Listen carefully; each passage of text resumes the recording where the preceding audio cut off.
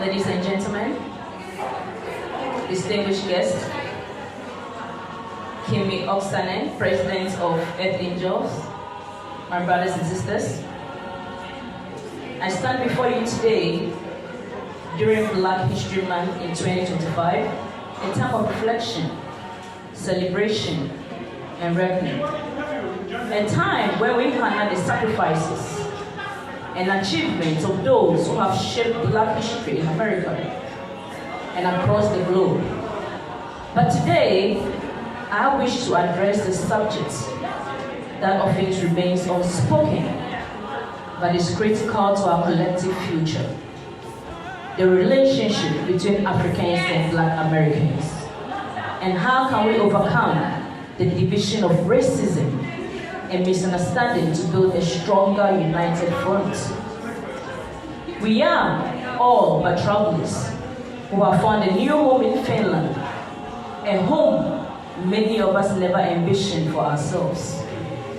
As teenagers, we had our own dreams.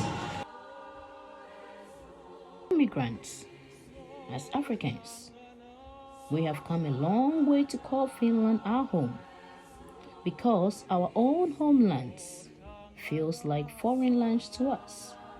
When we visit, we realize we no longer fit into our own countries. Those back home see us as money-making machines, or they equate us with Europeans. Yet, when we return to our new homes in Europe, we still feel like outsiders because of our skin color, disparities, and systematic racism. But today, I want to say something that will make many of us rethink of what racism really is. How do we change racism? And have we accepted ourselves as Africans, as immigrants? Is there truly a difference in humanity? Is there a difference between Africans, Black Americans? What must we change to feel united? Is it a sin we committed to be Blacks? If you want to change the world around you, start by changing yourself. The moment you transform who you are, you gain a small sense of pride, and that pride will push you to go further and further. The first step alone will encourage you to take a greater challenge.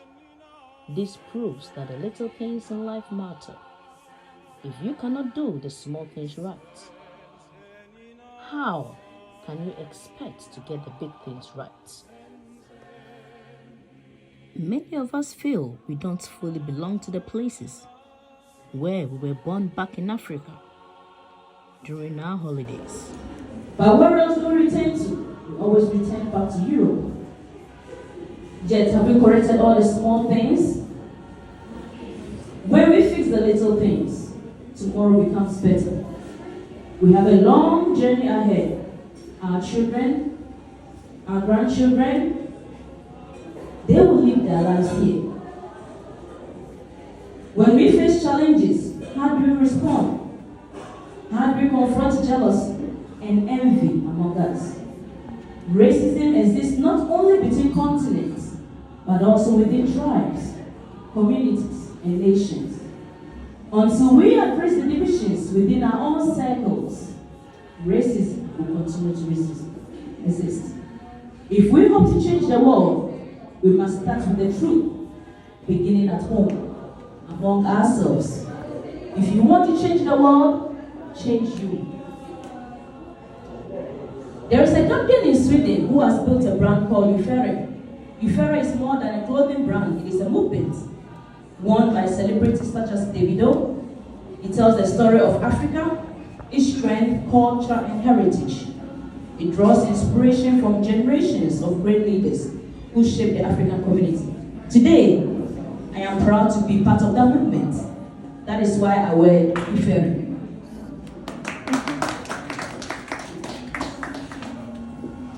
Black Americans or Africans are not separate identities. We are one. We are Africans, a continent of black beauty, a continent with a strong ideology. Look at the Chinese, look at the Indians, Filipinos. Look at the Finns. They always support themselves. Marimekko is a Finnish brand, proudly embraced and monetized by Finns. Kebab restaurants, often owned by Arabs, are staffed by Arabs.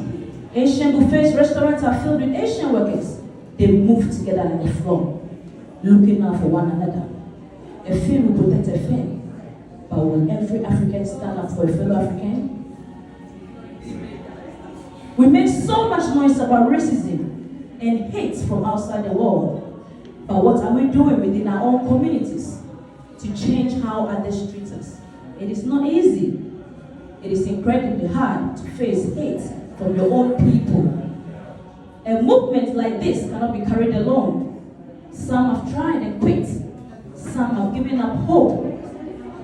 Who can change our narrative? It starts with one voice. One voice can spark a movement. A song of determination will inspire another, then 2, then 10, then 100, until eventually the whole community stands together.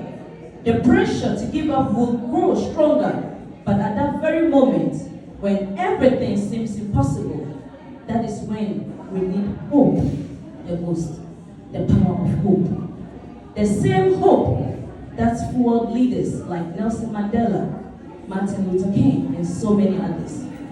One person can change the world, and that person is you. One person can change the world, and that person is me. Life is not fair, and it never will be.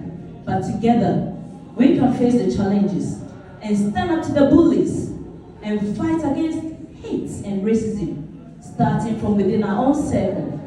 Let us treat each other with respect. Let us refuse to give up. Let us build a home, not just for ourselves, but for our children and the generation to come. If we can do this, those who come after us will live better than ever have. When we come together, the possibilities are endless. Imagine a world where the innovation of Black Americans meets the entrepreneurial spirit of Africans, where the music, art, and literature of the diaspora intertwine with the vibrant traditions of the motherland, where our voices rise as one against injustice and equality.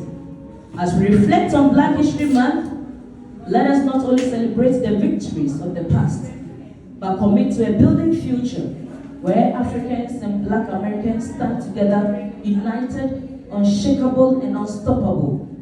To my African brothers and sisters, see Black Americans not just as others, but as family, descendants of those who were stolen from our shores. To my Black American brothers and sisters, see Africans not as strangers, but as kin, bearers of a shared legacy. Let us honor our ancestors by healing the wounds and division and creating a world where our unity speaks louder than the systems that try to divide us. Let us be a living testimony to the power of integration, the strength of solidarity, and the beauty of our shared humanity. Thank you.